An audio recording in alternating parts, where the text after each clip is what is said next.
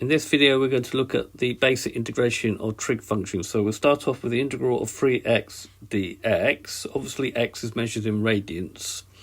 So the integral of cos 3x dx. Now, your ability to be able to integrate this is your ability to be able to differentiate it, because integration is a reverse process of differentiation.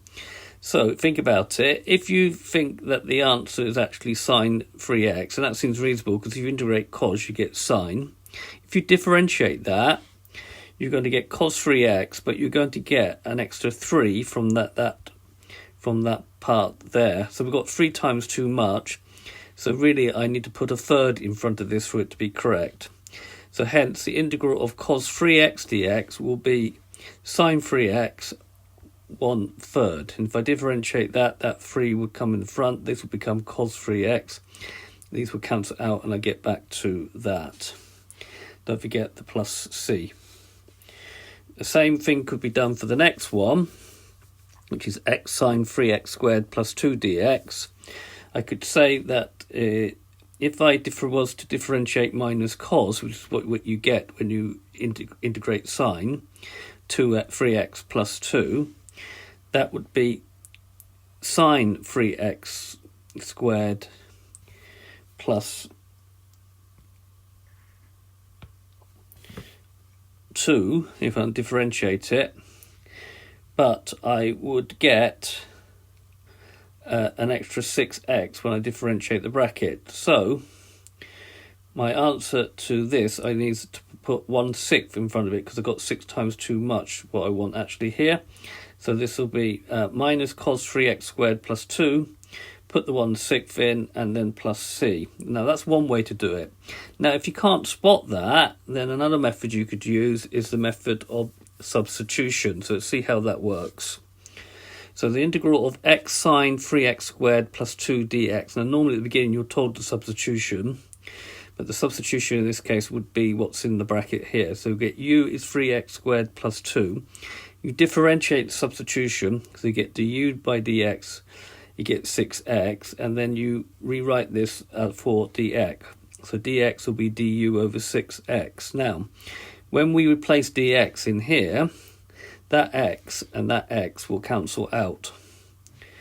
So we will now get the integral of sine 3x squared plus 2 is u, and then dx will be du over 6. Take the 6 out of the integral sign, so it becomes 1/6 sine u du.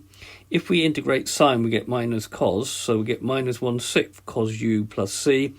And because u was my invention, 3x squared plus 2, I'll replace it, so I get minus 1/6 cos 3x squared plus 2 plus c. So this is called the method of substitution. Let's look at the last example. The last example is cos cubed x sine x dx. Again, you're going to use substitution, but you can do it directly. If I let u be equal to cos x, and again, when you first start this, you probably would be told what the substitution will be. Then du by dx is minus sine x.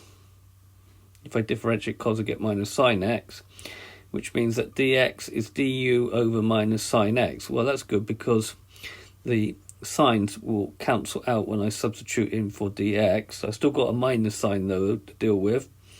So the integral will become u cubed, because cos is u, cubing it, du, because dx is du over minus 1 now, du over minus 1. So I'll just make that minus sign, take it out here, so we get minus the integral of u cubed du. If I integrate u cubed with respect to u using the power rule, it becomes minus u to the 4 over 4 plus c.